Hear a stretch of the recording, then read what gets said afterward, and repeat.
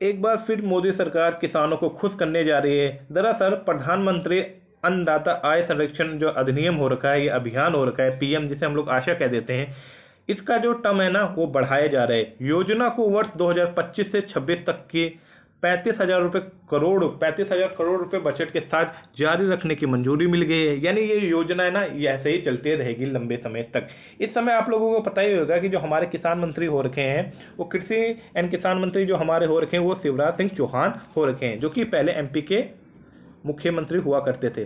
चलते हैं टॉपिक पे। मुद्दा क्यों हम लोग इससे किसान क्यों खुश हो जाएंगे, चर्चा में क्यों आ रखा है और इससे किसानों को क्या फायदा मिलने वाला है।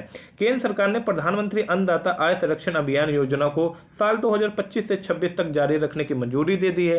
केंद्र सरकार अगले 4 वर्षों तक राज्यों के तुअर, उड़द और मसूर उत्पादों को 100% खरीदेगी। यानी जो जो किसान इन दालों को उगाता है उनकी मौज मौज होने वाली है और उसे हाई रेट पे जो सरकार है वो खरीदने वाली है।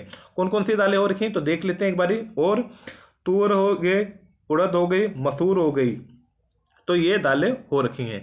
इन्हें 4 वर्षों तक सरकार खरीदेगी।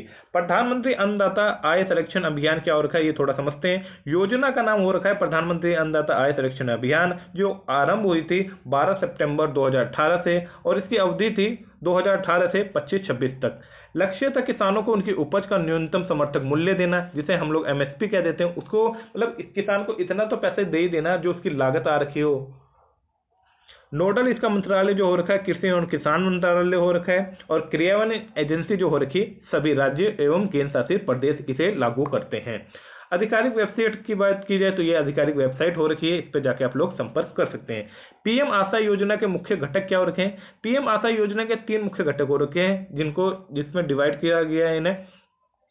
देखो, पहला तो क्या हो रखा है प्राइस सपोर्टिंग स्कीम हो रखी है, दूसरा क्या हो रखा है प्राइस डेफिशिएंसी पेमेंट हो रखी है और तीसरा क्या हो रखा है पायलट ऑफ प्राइवेट प्रोसेसमेंट।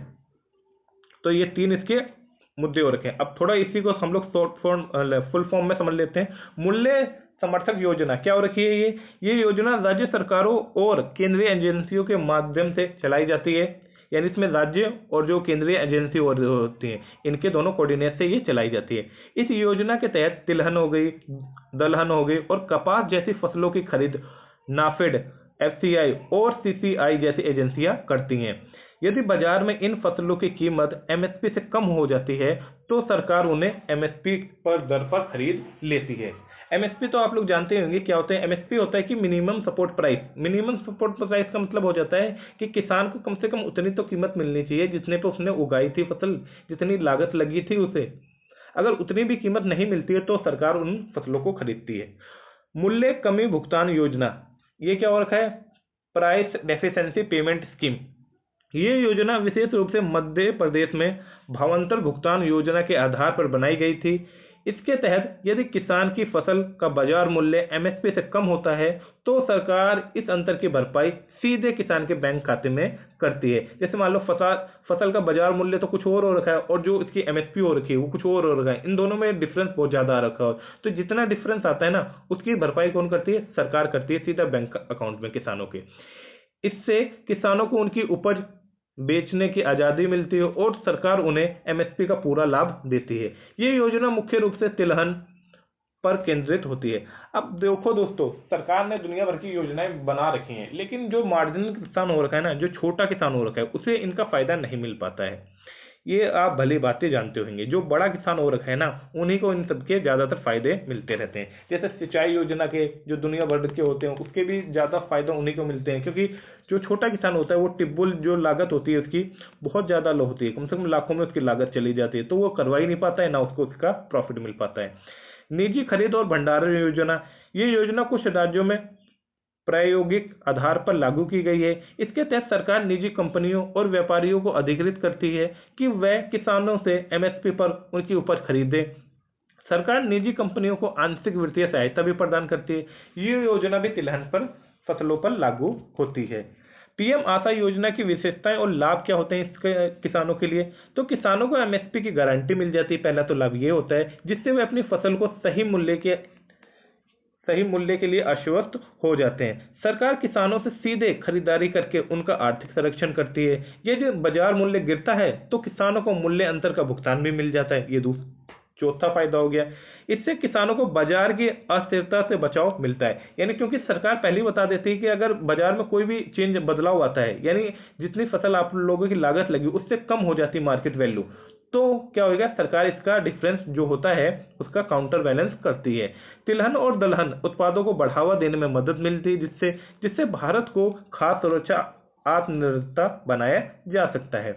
पीएम आशा योजना की पात्रता क्या होती है, तो ये समझ लेते हैं। भारत का कोई भी किसान इस योजना का लाभ उठा सकता है।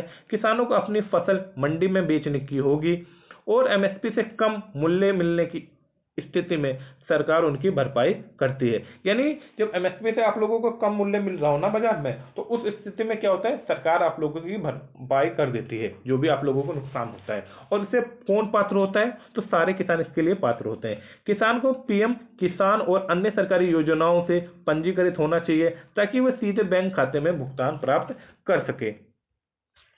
आगे समझा जाए, पीएम आशा योजना में शामिल फसलें कौन कौन सी हो रखी हैं, तो दलहन फसलें शामिल हो रखी हैं, तिलहन फसलें हो रखी हैं और कपास। दलहन फसलों में कौन सी, मूंग, उड़द होगी, अरहर होगी, मसूर होगी, चना होगी और मटर होगी। यानी ये 6 दालें शामिल हो रखी हैं। दूसरा, तिलहन फसलों में सरसों, सोयाबीन, सूरजमुखी और मूंगफली, तिल, खोपरा ये शामिल हो रखी हैं। और कपास में तो कपास शामिल हो रखा है। पीएम आशा योजना का महत्व क्या है, यानी इसका प्रभाव क्या पड़ता है। पीएम आशा योजना किसानों के लिए एक सुरक्षा कवच की तरह होती है, जो उन्हें एमएसपी का पूरा लाभ दिलाने और उनकी आय में स्थिरता लाने के लिए बनाई गई है। इससे किसान बिना किसी जोखिम के अपनी उपज को बाजार में बेच सकते हैं और यदि उन्हें एमएसपी से कम मूल्य मिलता है तो सरकार उन्हें इस अंतर की भरपाई करके उनकी आर्थिक सुरक्षा सुनिश्चित करती है। इससे भारत में कृषि क्षेत्र को मजबूत किया जा सकता है। किसानों की आय को दोगुना करने की दिशा में ये महत्वपूर्ण कदम हो सकते हैं। तो सरकार का जो प्रयास है ना वो अच्छा हो रखा है दरअसल, पर इसका जो इम्प्लीमेंटेशन हो रखा है ना वो सही से लागू नहीं हो रखी है, क्योंकि कई किसान हो रखे हैं जिनको इसका फायदा ही नहीं पता है। और दूसरा, इसे बाजार मंडी, और जो छोटा किसान है उसको आप लोग कैसे डिफाइन करोगे। मान लो वो बाजार मंडी में बेचना चाहता है, लेकिन वो मंडी मान लो लखनऊ में एक किसान रहता है और लखनऊ में उसे जाना पड़ता है बेचने के लिए, तो कम से कम लखनऊ मान लो उसके गांव से होगा 60 किलोमीटर, तो 60 किलोमीटर, और वो छोटा किसान हो रखा है और जितना उसका भाड़ा नहीं लगेगा, मतलब जितना उसको फायदा नहीं होगा उतना तो उसे नुकसान हो जाएगी, क्योंकि यहाँ से वहाँ ट्रैवल करने में काफ़ी कॉस्ट लग जाती है और उसकी उतनी तो उपज भी नहीं हो रखी है। तो ये छोटे किसान जो होते हैं ना वो उसके अंदर कवर नहीं हो पाते हैं। तो उम्मीद करता हूँ आप लोगों को ये जो लेक्चर होएगा किसानों भाइयों को समझ में आया होगा, और फिर अगर समझ आए हो तो प्लीज़ सब्सक्राइब कीजिए। जय हिंद, जय भारत।